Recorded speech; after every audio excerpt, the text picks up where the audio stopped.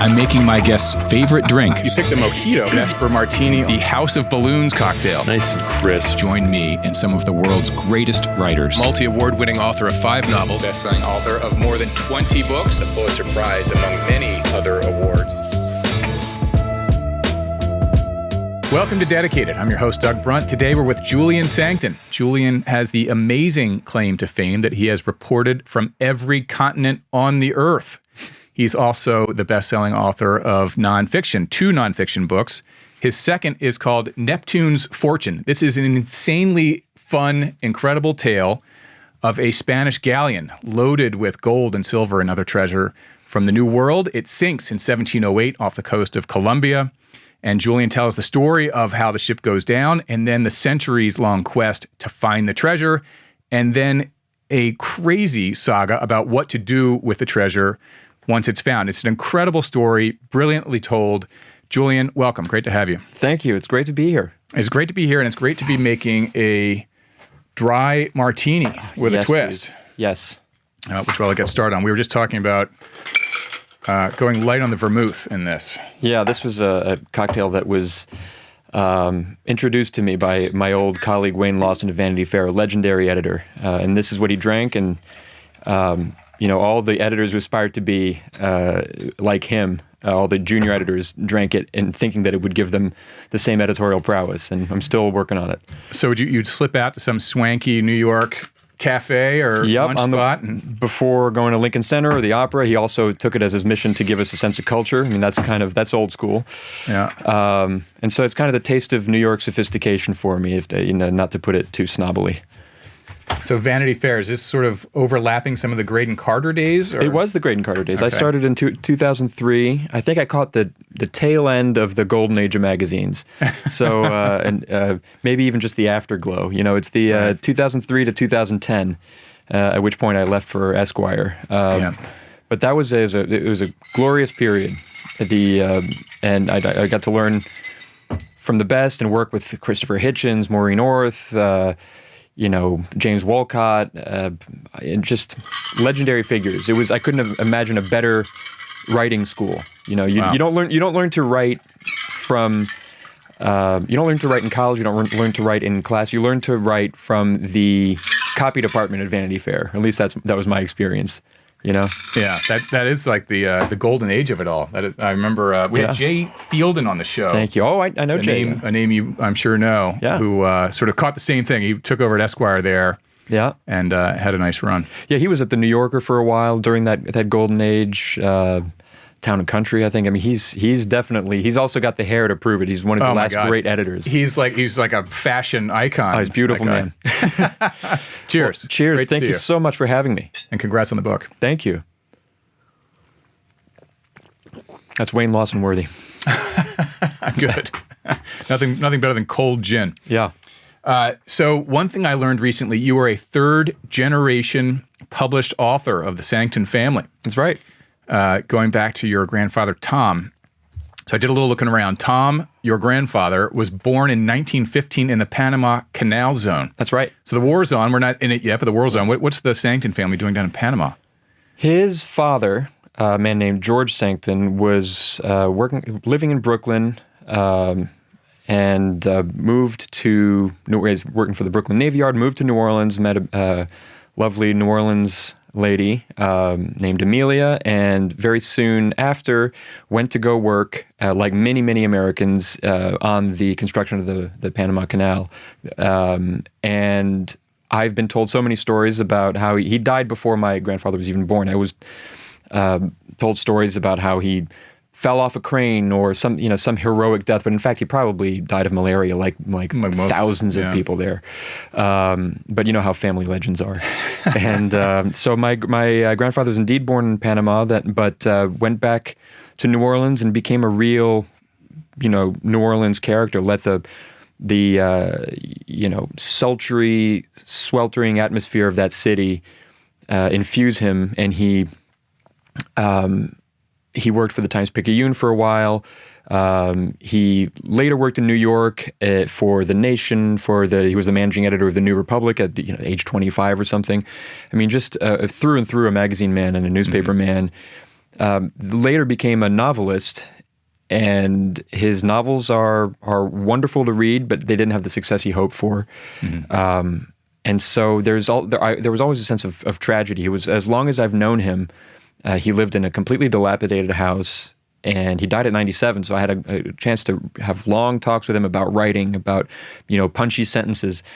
But for as long as I'd known him, for the last 50 years of his life, he was working on that elusive third novel. And so the attic there was filled with half-written ideas, with files worth of concepts and dialogue that would never amount to anything. But it was tragic in some sense, but it also gave me a sense of the romance of writing. I mean, this guy's mind was there, manifest in the attic. And then my father, his son, Tom Sancton, huge magazine guy as well. Time magazine. I mean, sort of a big wig at Time.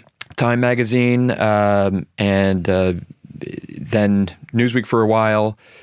He also wrote several nonfiction books, including a memoir of growing up as a jazz musician in New Orleans. That's right. He's big on the clarinet, right? Yeah. It's called Song for My Fathers, and I can't confess to having finished all of his books. He did a wonderful book about the forensics of the Princess Diana crash, and about the last few days of Princess Diana. But I'm confessing this publicly. I never read it. However, how did they get along in terms of both being writers? Did your grandfather encourage him to be a writer? Was there any, when your father became successful, was there any? He's publishing while your grandfather's still trying to get the next one out. Oh, there was a competitiveness there, but also a sense of nurturing. My grandfather always took credit for my father's accomplishments and mine, crediting his genes. That was always very important, the writer's genes.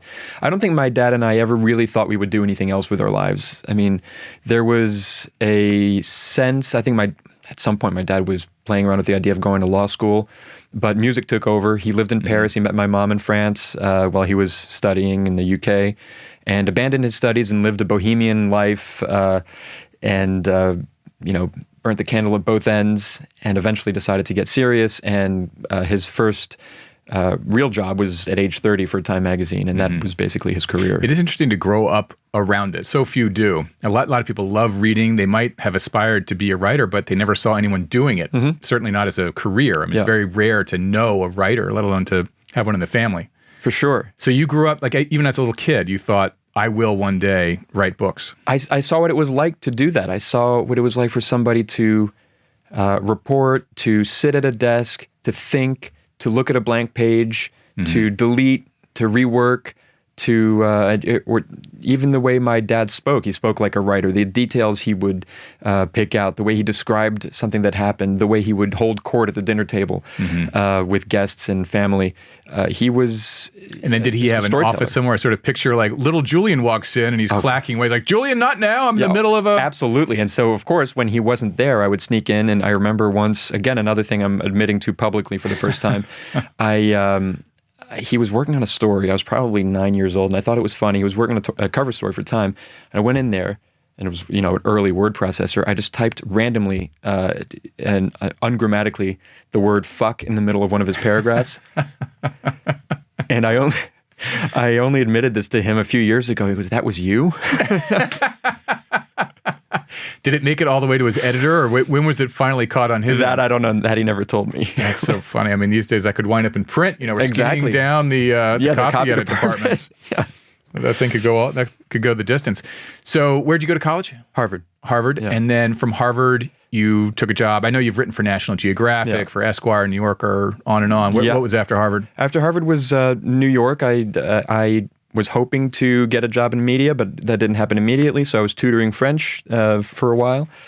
And actually, the first people to answer my Craigslist, the first Craigslist posting that I saw, and the first job I got was absolutely randomly Stacy Schiff. So the author of Cleopatra and the Pulitzer Prize-winning author of Vera, by Vera Nabokov, she became kind of like my New York mom. And so then that was another model of a writer's life. Is such a wonderful writer, such a wonderful person, and she became. My parents were living in France, so she became a mentor for me as well, and that helped.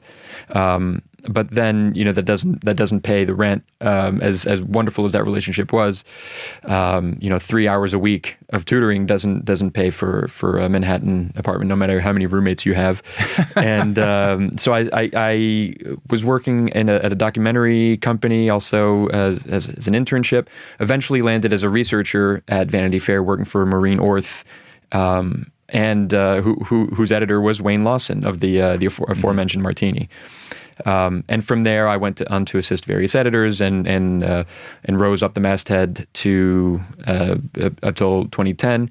At which point I left for Esquire to oversee. Remember when iPad editions of magazines were going to save the industry? Yeah. I oversaw the Esquire iPad edition, and then Bloomberg Businessweek for a year, and eventually landed at Departures magazine, which was a cushy gig for the airline. Was that like that? No, that's Hemispheres, but I get that all the time.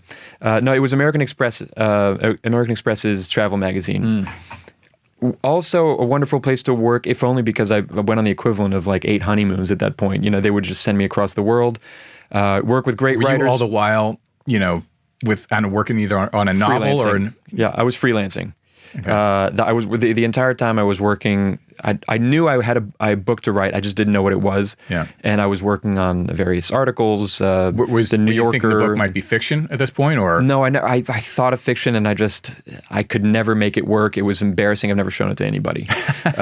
Maybe one day I have this idea of writing some kind of a spin on the Nordic noir, because my wife's family is Swedish, so that'd be kind of fun. But I tried, and it's just so embarrassing. It's piss poor, derivative, and she'll never see the light of day.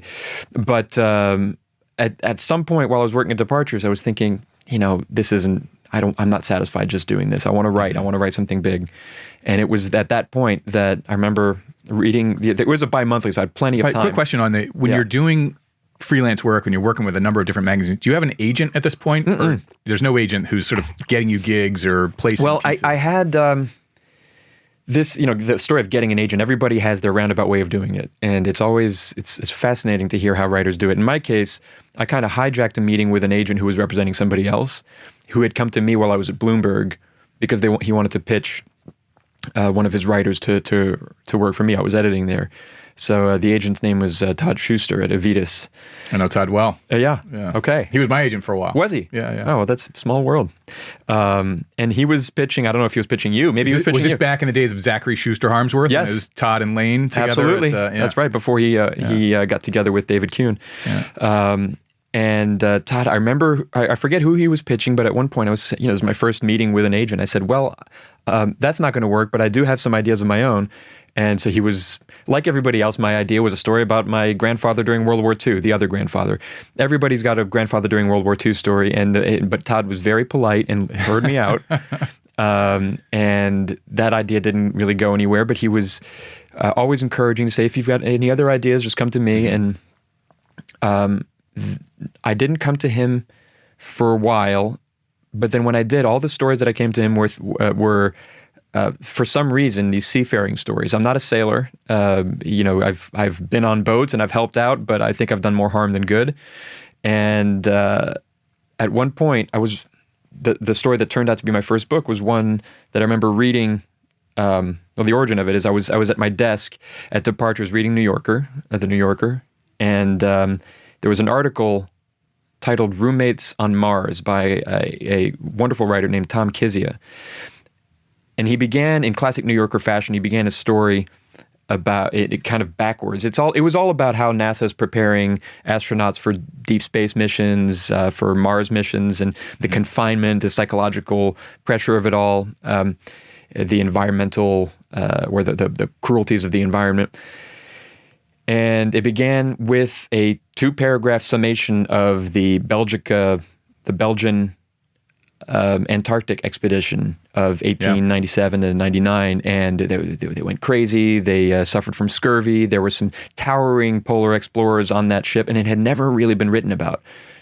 I thought at first, and there are similar books. I mean, it's kind of like the Endurance, only it's almost 20 years before the Endurance. Exactly, and it's before Amundsen and Scott fact, have their race to the South Pole. Exactly, it's the first of the heroic age of Antarctic exploration. Yeah. The first to overwinter in the Antarctic, and these men were really not prepared for it. There's a crisis of leadership, and everything that could go wrong did. However, it ends up not being quite. Not a totally tragic story. There is a bit of a happy ending. And so I thought, this is made for Hollywood. I called my friend who's a screenwriter, not even thinking of it for myself. I said, this is a great movie for you. And he said, you know what? Maybe, but in Hollywood, nobody does anything original anymore. It's all got to be based on IP. So maybe if there's a book about it. And so that's when I looked to see if I could maybe find that book for him. And I didn't. And then, ding, ding, ding. Yeah, I will write that book. Perhaps Todd, I've got an idea. Yep. And that became my first couple proposals were dreadful. Did that get optioned for movie? It did. There's a script by that same guy, by the way, that same screenwriter, John Lopez. It's a wonderful script, and I think the option's about to expire. So anybody listening, there we go. Yeah, I think The Wager. I mean, so these ship stories, they can get made. I think The Wager is currently in production by the David Grand book. Yeah, I mean, I know that at some point Martin Scorsese and Leonardo DiCaprio were interested in it. So in yours or The Wager? No, not mine. In The Wager, yeah. But Leo, if you're listening. Yeah, this is also a good story. Yeah, so that's Madhouse at the End of the Earth, which is your debut from 2021. Yep. All right, before we get into more book stuff, though, I want to ask you about some of your other work you're doing, because you're features editor at The Hollywood Reporter. So I perused around a couple of your pieces, figured I'd pick up two of them just to get your thoughts, because they seem in the zeitgeist. Okay. You did a recent article about top podcasts, and the Golden Globes has included this now as a category, and they gave out Golden Globes for the top podcast. So what are your thoughts on how podcast is going to change the media landscape, in particular, whether it's the entertainment side or the news side? Well, I mean, it's the only thing people are talking about now in terms of I'm more excited about this interview than I would be to be on a TV show right now. I mean, this is what people are listening to. Mm-hmm. And I don't think it's a competition for movies, but it's a competition for attention. And at this point, there's the finite pie, and more people with podcasts. No offense, this one happens to be a worthy one, but there's. It's a low barrier to entry, really. It's a low barrier to entry. Like a low quality product is very easy to put out. It's hard, but now that there's an imperative to have video on, it's harder for people to get the professional quality that people are starting to expect. Mm-hmm. And so maybe anybody can have a podcast, but breaking through is harder than ever. Yeah. And so now it's the top the top people that are kind of hoarding all of that attention. But the legacy channels seem to be making moves to adjust. So Barry Weiss just announced hiring something like 20 different people who are podcasters / Substacker / whatever to sort of come into the CBS fold to add, more IP or content, I suppose. Although I don't know where she puts them, because it's like CBS Evening News is about 22 minutes of air, and none of that's going to one of these 20 people. So you've got the morning show and the Sunday show, but I mean, that's right. I mean, there was also a lot of excitement at first, or a few years ago after Serial came out, for these thoroughly reported, produced investigative podcasts, multi-part investigative podcasts, and those inspired a lot of TV shows, a lot of movies, and that had the potential to really change the entertainment landscape.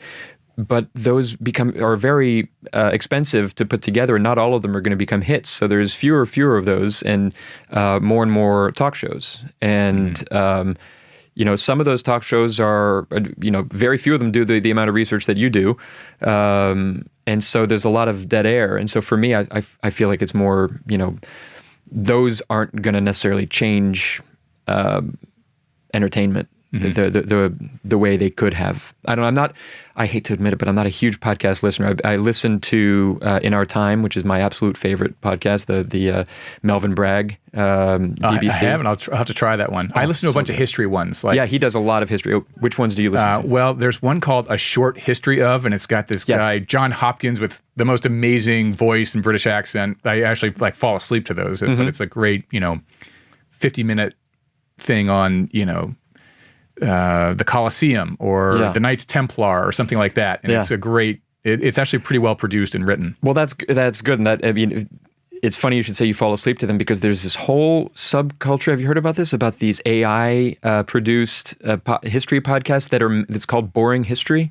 And it's meant to be stultifyingly boring, and it's AI written, AI voiced, and it's meant to fall asleep to. And I find that pretty objectionable. This idea that somebody had this cynical idea to not only to so boring we're going to put you out. Yeah, I mean, I'm offended as just a person who cares about human produced stuff, but I'm also offended as a historian that somebody thinks that history is meant to be fallen asleep. I know to. it's like I have that same. There's this great Rudyard Kipling line which I've repeated many times, that if history were taught in the form of a story, it would never be forgotten. Like history should be fun and exciting. Like the idea of a textbook and just droll history is... It's a great quote, and I actually think a lot of professional historians would disagree with it. But it's one that obviously, from the kinds of books that I read, I fully agree with, or that I write and read.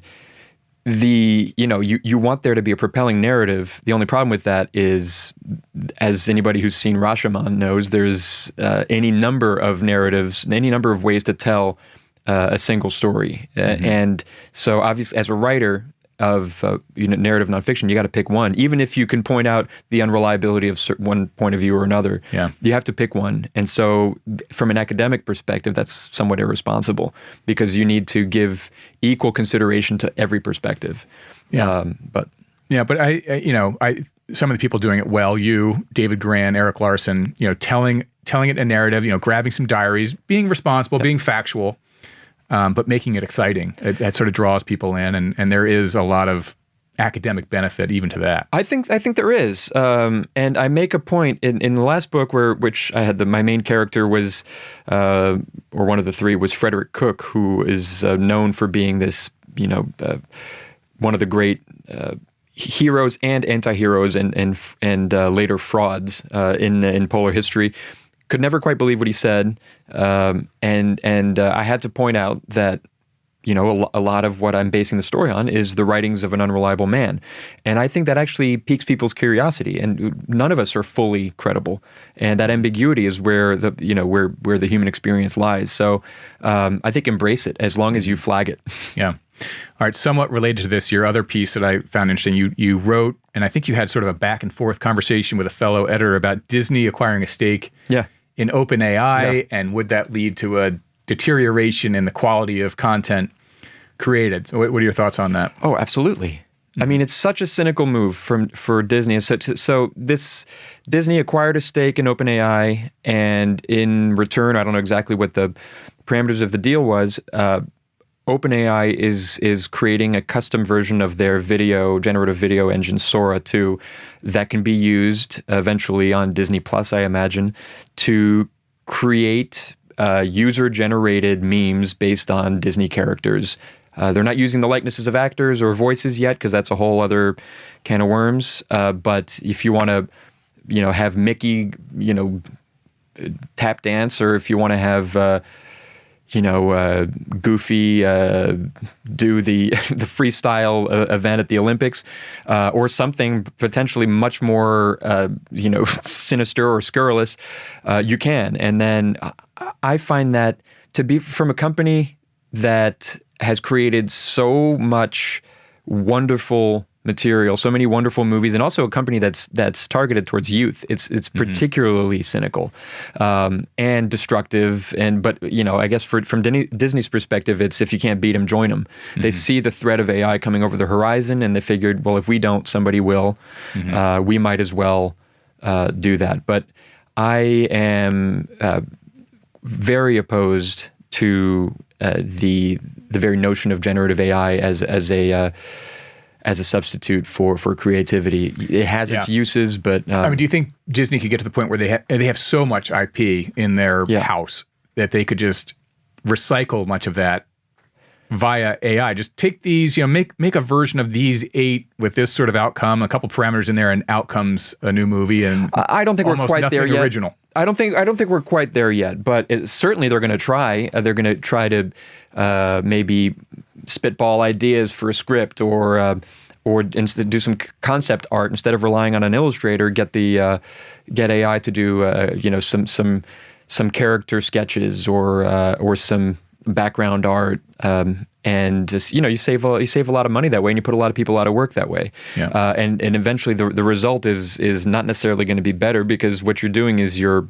rehashing, you're Cuisinarting the creative output of humanity to this point. So you're going to create some kind of average mush of what came before. Right. It seems like you would just eventually grind it down to diminishing returns. At some point, you need an infusion of newness. Yeah, but Hollywood is struggling in general. Disney's struggling. Disney sees this as a possible, new source of income, new way to attract a meme-obsessed, short video addicted youth culture. So I'm pretty pessimistic about that, and that just kind of made me sick to my stomach. The quality of stuff on Netflix, to me, Netflix, I spent a fair amount of time on that. There's some good stuff, but there's a run of these detective thriller shows that are so bad, they're unwatchable. And you get to the end of it, they're interchangeable. There's a plot twist every 5 minutes. At the end, the thing's so twisted around, it makes no sense. They cannot possibly land this thing in a way that's satisfying. And but not that anybody cares. Yeah, nobody cares, because Netflix seems to me, and actually Matt Damon and Ben Affleck were talking about this recently. They have a Netflix movie out right now, and even they were talking about how the Netflix notes were like, well, this is a little too complicated. We need to remind people of the plot, because they're halfway paying attention. They're on their other screen.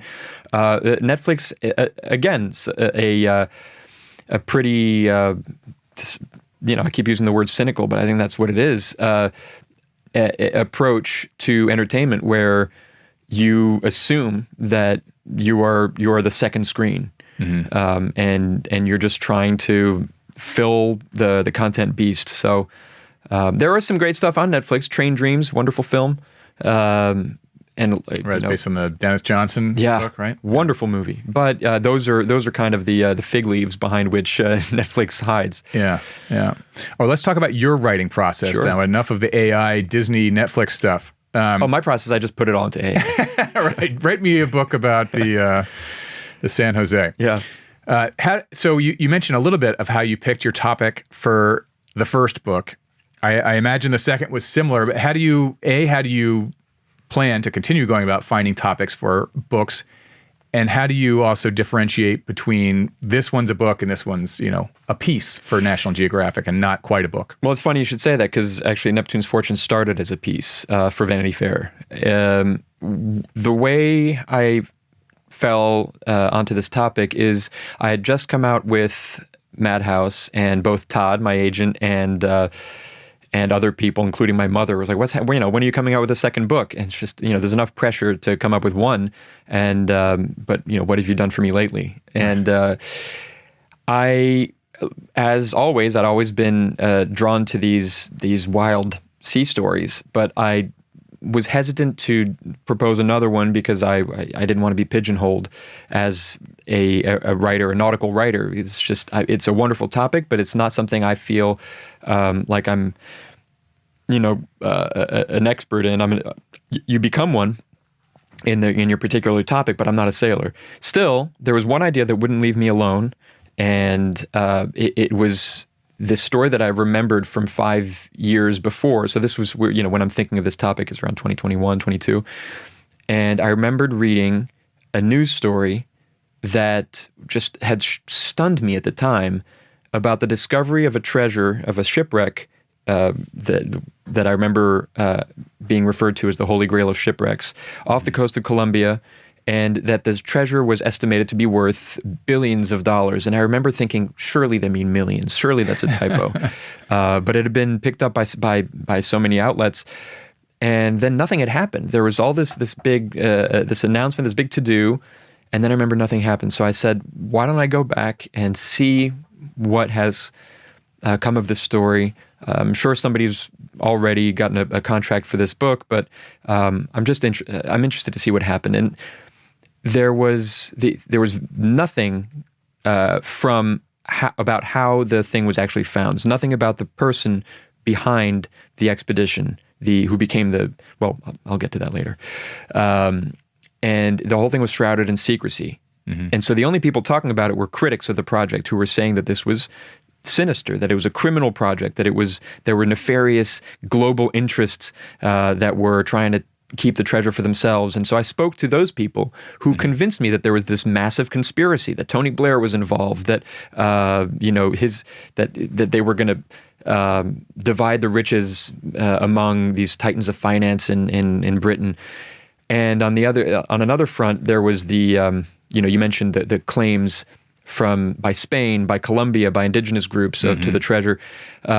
And then there was the claim by a group of treasure hunters who claimed to have found it in 1980, Sea Search Armada, and that had not been settled. And so I spoke to Sea Search Armada, and they gave me this whole story, and I started believing that all these conspiracies were true.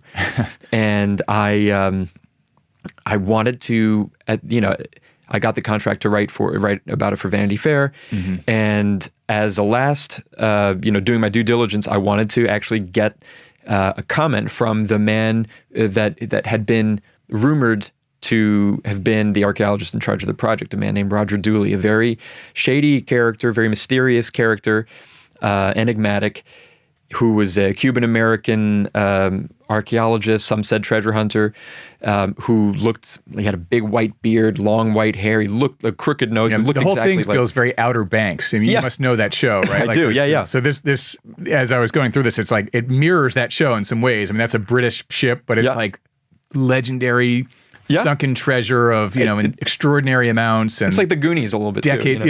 Decades-long search for it. So he's your decades-long maniacal searcher. He's my decades-long maniacal researcher, but I didn't know this until, and he was untraceable. He was a ghost. He was not affiliated with any academic institution. The ad hoc company created to back him was based in Switzerland, not answering phone calls. He was not on social media. I mean, this guy's 70-something years old. I must have told the right person that I was looking to talk to him, because out of the blue, I'm about to file the piece. I get a call. Is Julian? Yes. It's the 305 number from Miami. This is Roger Dooley. He's got this voice like a rasp from deep within a crypt. And then I started listening to him, and at first I couldn't understand a thing he was saying. I mean, he was just such a...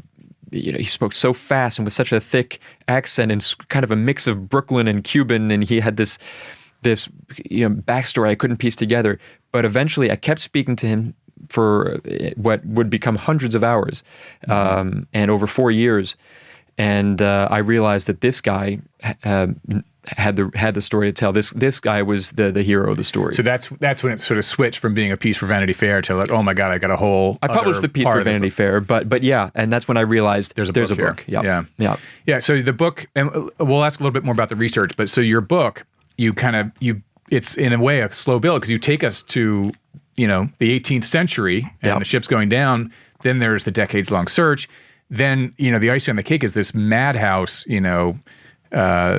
work to resolve what to do with the treasure. Before we get into all that, so then, in your case with this book, you did have an alive central figure. That's so right. You did both secondary research, of what's going on in the 18th century, plus you had hundreds of interviews with, a living subject doing primary research. It's both. So how did you organize all of this and decide to tell the book the way you told it? Well, organization is not my strong suit, especially when I had a day job at the Hollywood Reporter and two small kids at home. I did them both at the same time. It's both, as you say, it's a job. I was wearing two hats, one as a historian, one as a journalist, and I was fielding phone calls on the same from people in the Colombian government on the same day that I was deep inside the archives in Seville looking at 300-year-old documents. And you follow various threads at the same time, and you realize at the end of the day you've got tangled web, and then you just stitch it together. Yeah. And my method is kind of strange. I don't know how other writers do this, but this was something suggested to me by Rich Cohen, who's a wonderful writer. He puts he just kind of dumps everything into one Word document and uses the find function to find whatever he was looking for. So it would make no sense to anybody else, but all my notes on all my books and all my interviews, and it's many hundreds of thousands of words are all in one Word document. And then you just do a keyword search on, I know this is like the sentence I'm looking for, and I remember one word that's in it. Yeah. And then it helps when you're fact checking at the end, but I wish I had a better process. I don't necessarily recommend this. There is. I'm a little archaic myself because I know there's software tools that can organize everything, and that's a little beyond me. But I have like old, note cards, and then I've got like those in piles all around the room, and then the keyword search does help if you know. You need to get to a section like, did I already talk about that or yet? Or, how do I organize this? And, the great note card proponent is John McPhee, who was just the master of structure. And you could just imagine him shuffling those things around until he had this beautifully, circuitous structure that just made sense only to him, and then I think he passed that along to Susan Orlean, who also has a similar note card. If method. Like a kid comes through, the dogs come through, or like a gust stiff of wind. breeze, exactly. You're toast. There's like a week of work. To repair that. How about early readers? Do you go to your dad on an early draft of any of this? Yes, but he didn't want to be like his dad. He didn't want to over edit. He would give me very useful notes. But my I guess most critical and what would I say? Interventionist reader was my mom. She's French. English is not her first language, but she is an avid reader. She's a very meticulous, detail-oriented reader with a real literary sense. So she was my first reader, and then my wife read it at a later point. But the real collaborator on this was my editor, Kevin Doughton at Crown. He and I are completely on the same wavelength when it comes to our reverence for Indiana Jones, for our love of anti-heroes, and for our sense of narrative pace, of cliffhangers, of getting really into somebody's head and wondering, what are the stakes at every juncture? Why? That is a great, when you get that, writer-editor relationship that's really in tune, that's a great. Oh yeah, do you feel that way with totally? Your editor? Yeah. My editor at Simon & Schuster is Peter Borland, who's amazing. Yeah. And so he and I have these conversations, about everything. We're debating titles of the book, titles of chapters, a sentence tweak, the rounding out of a character. Yeah. That whole thing. Like we need, it's great. He's the only one who cares as much as I do about getting everything exactly. Yeah. Yeah. He taught me. I said that who taught me how to write was the copy department at Vanity Fair, but it's also Kevin Doughton. He taught me how to write a book. And it's not just. Who taught you how to write the book proposal? Was that Todd? Yeah. Oh, he had me rewrite it. Todd's a great guy. He's so smart and a great guy. Yeah, he had me rework that thing for several drafts, but also at one point he said. So the audience knows, fiction is sold very differently from nonfiction. Fiction, you sort of these days mostly write the book, especially if you're a new name that's not established. You kind of write the book and you sell the book, and then you polish it up a bit with the editor. But nonfiction, you don't sell the book; you sell a proposal for a book, which is there's some common elements to it, but it's 30 pages, give or take a few, and it's got certain sample writing and a rough sort of look ahead of what you're going to do. Yeah, and it's a little bit cart before the horse, because you're supposed to know what it is you're going to write before you've researched it, because you're trying to get an advanced in order to be able to afford to research it. But anyway, there's an art to it, and Todd knows it well. And at one point, for Madhouse, I had written something that was a little bit, different from what I had been telling people I wanted to do. I got distracted. I fell in love with one character. I made it kind of a biography. And I remember my boss at Esquire, the legendary David Granger, had moved on to this one. Jay Fielding actually was. Doesn't David Granger work with Todd now? He does, and so that's the thing. He had moved on, and he was at Avitas, and Todd said very diplomatically, probably didn't know how to tell me what was wrong, or didn't want to tell me what was obviously wrong with my proposal. And he said, "Do you mind if I share this with some people here? Maybe Granger, since you know him well." I said, "Sure, go ahead." And then Granger wrote the most. It was heartbreaking, demoralizing, scathing. But he's a lovely guy, but he just did not hold back a critique of my proposal. And he says, "I'm not saying Julian isn't capable of writing this book, but he definitely needs to want it more." And that really, he says, this is nothing like what he described to me. That lunch over martinis. That book I want to read. I don't want to read this book. So I started from scratch. Interesting. I love that. Yeah. That's cool. And I could have maybe sold that book based on the shitty proposal, but I'm very happy that Todd did not let me get away with it, and I spent another year. Well, it is good because writing the proposal is helpful for you as the writer too. It helps set the trajectory of what you're going to spend probably a few years on. So it's good to get that stuff ironed out. Absolutely. Up front. Absolutely. And this one was somewhat easier, but still several drafts. I mean, he's known for being a wonderful editor as an agent. So let's talk specifically about Neptune's fortune. We've kind of tapped around it a little bit here, but 1708, Spanish galleon full of gold goes down. It's sunk by the British. Let's get more into the Roger Dooley bit, and then and the present day conflict about what's going to happen. So, of course, it is discovered at 600 meters or something crazy. 600 meters. So Roger Dooley was he grew up. He was born in New York, or Newark rather, but he lived in Brooklyn until he was 13 years old. At which point, his stepfather, a Cuban man named Montañez, moved the family. He became the night manager of the brand new gleaming Havana Hilton, which was the most prestigious hotel in Havana at that point, which was run by the mob and kind of the answer to Vegas in the Caribbean.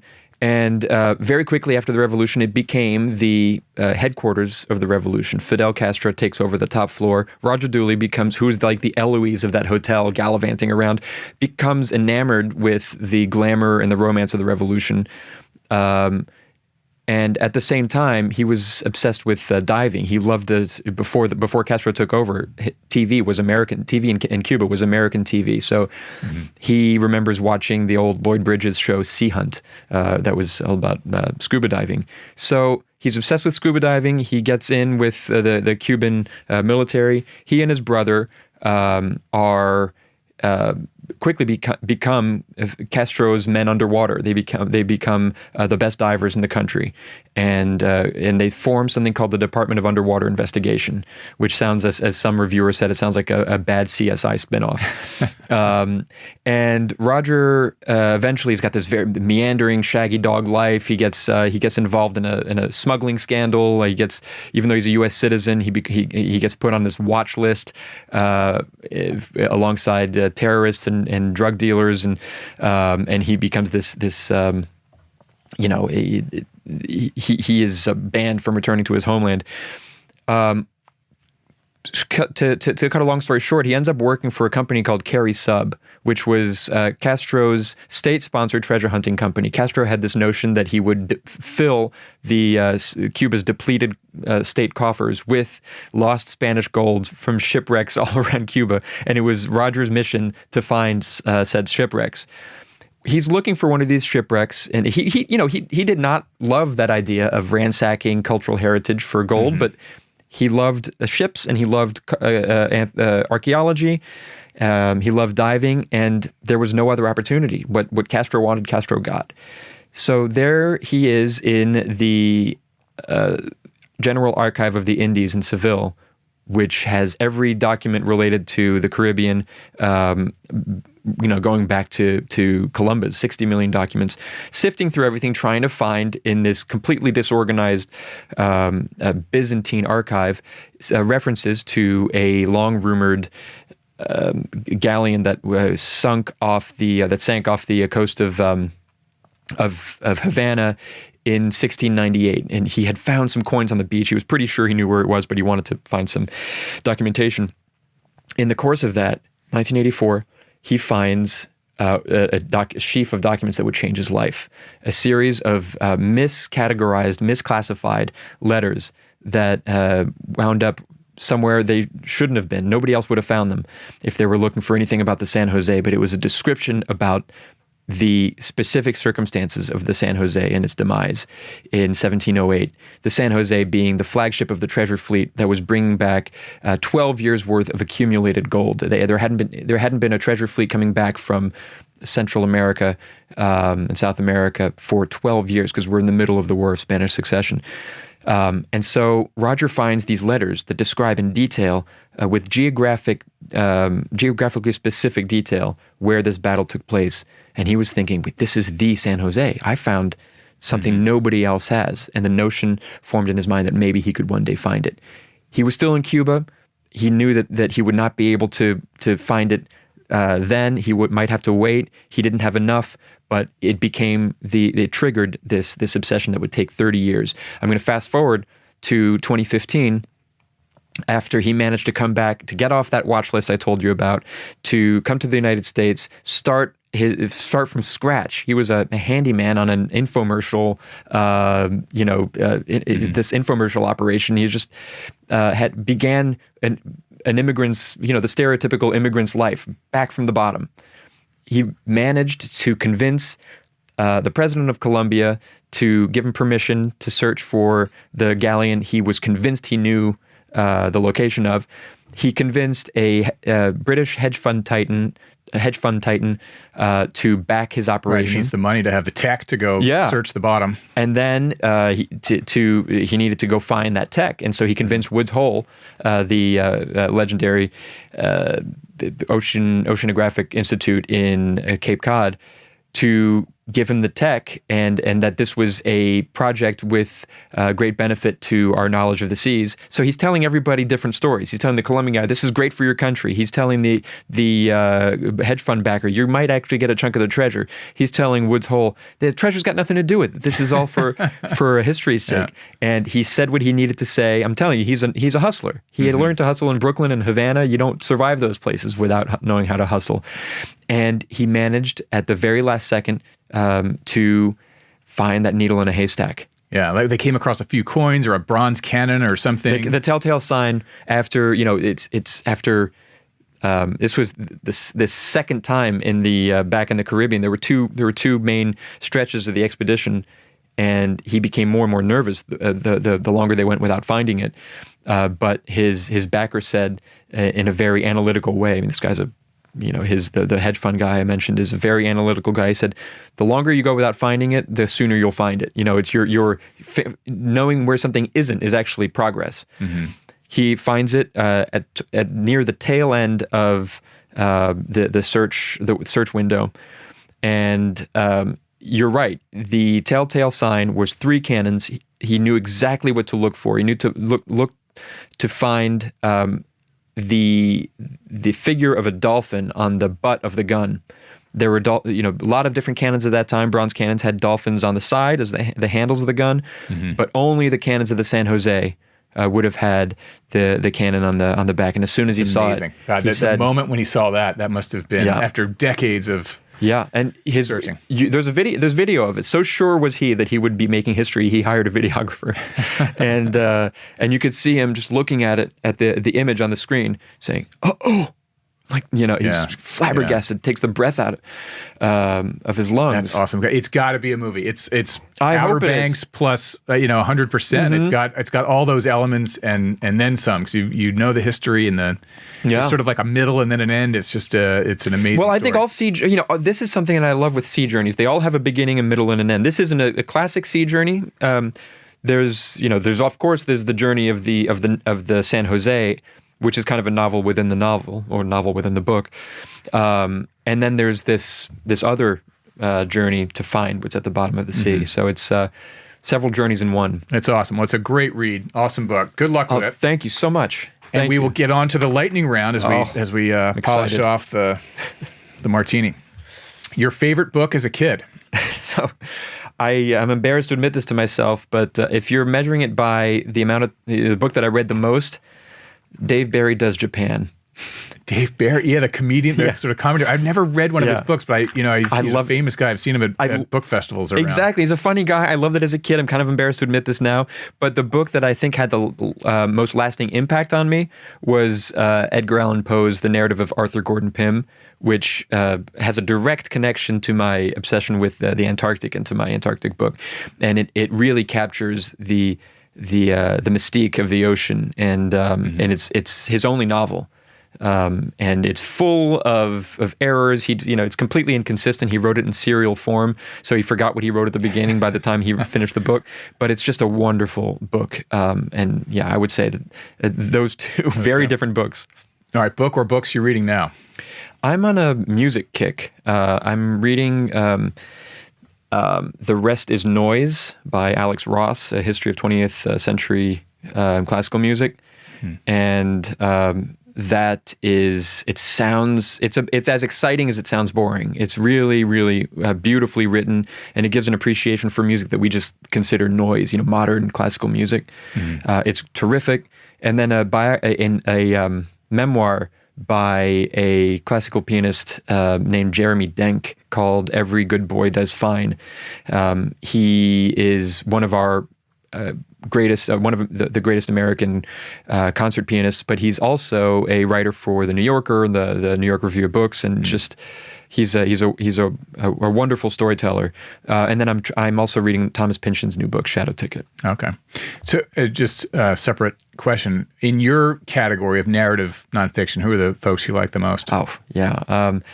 I think the two you mentioned, David Grann and Eric Larson, are people I love. I love Hampton Sides. I was going to say, you have a nice endorsement of the book from Hampton Sides. He's definitely got the best name of the narrative nonfiction. Like, that's a great Hampton Sides. What else can you do? I guess you could be you could be a football player, but he's a wonderful man and an even better writer. And I loved his the Kingdom of Ice, his book on the USS Jeanette. It's just a terrific book, and his latest on Captain Cook, The Wide, Wide Sea. Yeah. Fantastic book. And then Candace Millard is great in this category. I guess those would be my top. All good ones. Okay, this is more specific to your Neptune's Fortune book. Would you rather be a 15th century explorer by ship or a 21st century explorer by either submersible or rocket ship? Yeah. I mean, as nostalgic as I am, I always feel like I'm born in the wrong decade. I do think I'm born in the right century. I don't want to be a 15th century anything, especially by ship. The incidence of scurvy there is nothing to is nothing to downplay. I would definitely not want to do that, especially knowing what those explorers ended up doing and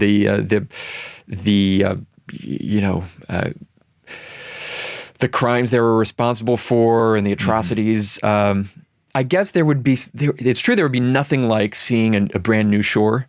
But these days by rocket ship, you could potentially see that. I wouldn't do the rocket ship thing. I would definitely do a submarine thing. In fact, I've been trying to. Roger very much wants to visit the wreck of the San Jose by submarine and see it with his own eyes. You got to get James Cameron involved. He's actually reached out to James Cameron. James Cameron has one of several of these Triton submarines, and the other one there's a few others out there, and not to be confused with the Titan, which I would not go on. But that's something I would definitely go on a submarine and explore the bottom of the ocean, which in many ways is even less understood than the cosmos. Exactly. Yeah, I think we know less about that. But I know what you mean about the 15th century thing. You read about Shackleton, for example. They're eating a penguin if they're lucky. I'm sort of sitting on the couch watching Netflix. It's a little chilly in here. Where's my blanket? No hardship. In the 21st. Well, when I went to Antarctica, I felt guilty to be cruising through the same waters that drove the men I wrote about crazy, while calmly sipping a martini from the deck of this luxury cruise ship. Yeah. All right. Which of the following treasures is most likely real and worth chasing? El Dorado, Amber Room, which if you listeners don't know, that was between the Germans and the Russians. It's a sort of room made of amber and gold. Confederate gold, or the treasure of the Knights Templar? I would assume that because of the how recent the dismantling of the Amber Room was, that there's a chance it's still around. It's no longer a room. It's not just a bunch of panels. Could be under rubble or something, right? Yeah, it's either under rubble or somebody went and stashed it. I would probably think that that's the one that there's the best chance of actually finding something. People have been going out after El Dorado for a very, very long time. They know what lake the El Dorado, or the so-called Golden One, which was this local indigenous potentate in what is now Colombia, would dip himself in or coat himself in gold dust and go and plunge into the lake, and they would throw all sorts of golden objects in there as well. I'm sure that happened, but I don't know exactly how much gold there would be after that. And people, including people I mentioned in the book, have gone after it and found nothing. And so I think we have as much chance as finding that as we do of the Loch Ness Monster. The Knights Templar are supposed to have squirreled away a lot of holy relics, including the Ark of the Covenant. I doubt it, but and whatever they did find, I doubt it might be called the Ark of the Covenant. They might claim to have the Holy Grail, but I'm sure even today there's so many counterfeit objects that I wouldn't be surprised if whatever we did find was bullshit. And the last one, the Confederate gold, I confess I know very little about. Yeah. So all of it is so fun. As we were talking before we got going here, it brings out a childlike excitement, the pursuit of hidden treasure, and there's just something in us that's And I think everybody who's interested in this, even the people who shake their wag their finger at the treasure hunters, and the academic archaeologists or the people at UNESCO who say don't touch this stuff, it's cultural heritage. It's not for sale. I agree, it's not for sale, but there is something. Even those people have to admire the adventurism and the romance that drives the treasure hunters and the reckless adventurers. I mean, I think that's what drove these people to this line of work in the first place. Even this archaeologist I speak to, who really laments the treasure hunter approach, says that treasure hunting and Indiana Jones drove him to become an archaeologist, and then he grew up. But some people just don't grow up. Right. All right. Let's see. This is getting back to the OpenAI stuff. The possibility that any present-day thriller writer is already secretly using AI to write the books. I'm sure that people are using AI to write parts of their books. I already know people. I suspect journalists are doing it. It's very hard to trace. You know it when you hear it, but really when you're looking out for it. Do you think there's less and less? Yeah. But there is a certain way that they speak. This is kind of illusion of specificity. It's this. It doesn't have a point of view, so it can't really say how things smell or taste. It can only describe the way people have described them. They can only do it secondhand. There's this kind of insipid quality to it, and maybe it's because you say after the fact, "Oh yeah, I knew that was AI," but you might not be able to tell, or you're able to tell less and less. And so I do think that there's very little chance that there's not a especially writer as you say, Netflix is gearing it because they know you're on a second screen, so they can. If you're on two screens at once, you won't know. Like half the stuff on Netflix could be, give me a crime drama in the spirit of like a Harlan Coben, and you're like, there it is. It's, Yeah, and a lot of these plots are. I mean, I guess there's the argument that we did this to ourselves by putting out so much human-made slop that was easy to be replicated by digital slop. I think that there's enough bad thriller writing out there that there's no point in not using That'd AI. be the first to go, the thriller writing, because I remember reading Robert Ludlum when I was young, and the Nelson DeMille books. Some of those are so good. You had Michael Connolly on. Michael Connolly is great. I think of present day, Connolly is the best, and but present day there are so many bad ones, and it feels like AI to me. Some of them. Yeah, it does, and it's rote for so many writers. There's no real voice to it anyway. But I think one way it could be used is helping people. Even if they end up writing every word themselves, it could help them think of ways to unlock or unfold a mystery, saying like, if you're writing a thriller, and you've written novels, I haven't, but I assume that you have these puzzles, you set these challenges for yourself. Well, how does this character get out of this situation? How does he discover that?